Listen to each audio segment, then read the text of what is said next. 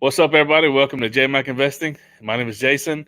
Welcome to the Educated Investor Show, Season 2, Episode 3. Got a treat here tonight. I reached out to Ricky Myers. His channel is the Dividend Project. Reached out to him earlier in the year. And without any further ado, here he is. Welcome, Ricky. How you doing, sir? Hey, man. I got my juice, too. Cheers to you. Hey, Okay, so what steps are you taking in this portfolio you're building right now? Like, if you had to kind of lay out a blueprint for someone starting a portfolio, what would be some advice that you'd give them starting and obviously it's where you're at in life and what you got to fund the account. That's all pretty much understood, but just some basic tips for someone, a new investor. Well, I guess, Jason, the first thing I would say is this is like a side thing for me. So if someone is just starting out, if we're talking about someone in their early 20s, just starting out, wanting to build $1 million portfolio, I don't think that I would actually recommend that they go with the dividend only portfolio.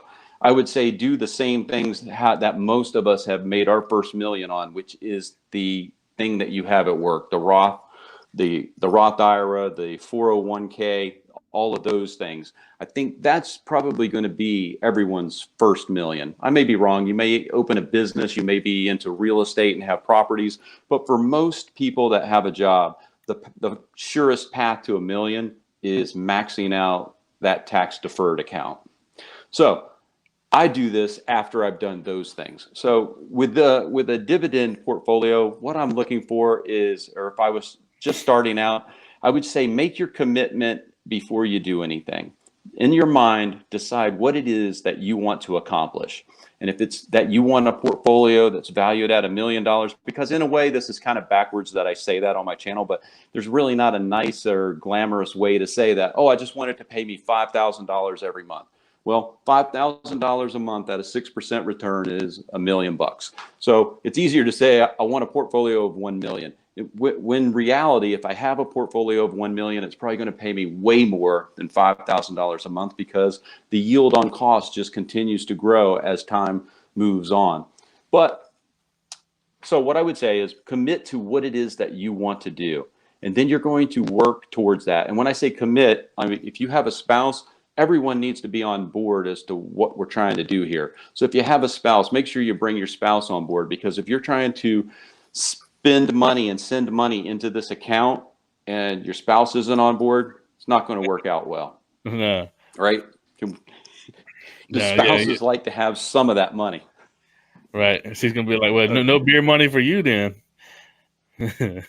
Next, I would say seek out those people that will support you in what your dream is, your goal is, because there are people that will destroy the progress that you're making, and there are people that will encourage it and help it. And by that, I'm thinking of just going to lunch at work. I don't know what it is about cops, but these guys would like to spend like $20 a day at lunch.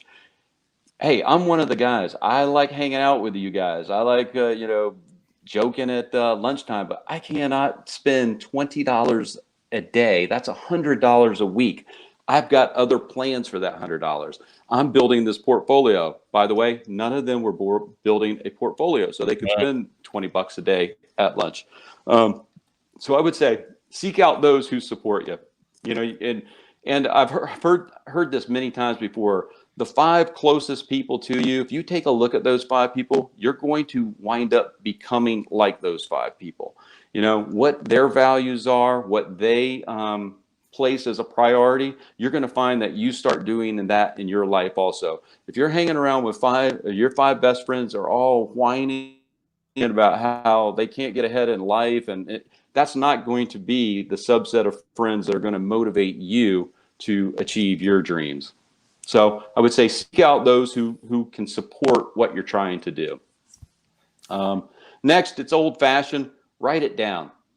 Keep a journal. Track your progress.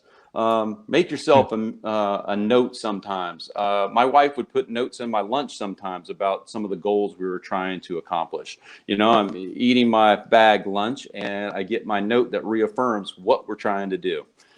Those are just nice little things, you know, that you can do to remind yourself. Sometimes having a visual aid around to show you, this is what I'm doing the sacrifices for. This is where I'm trying to get to. So those are three, I think, just on mentally committing ahead of time before you actually start to do anything. Next, budgeting is very important to me. And I'm a guy that never liked to budget. Budgeting was something that I came to later in life. I always felt like, hey, if I'm saving and I'm investing, none of my friends are doing that. I'm sure I'm doing the right thing. But once I started budgeting, it became so much more efficient, my use of the money. And I'd seen how much money passes through your fingers and goes to things that you don't even think about. And you don't know that until you start budgeting.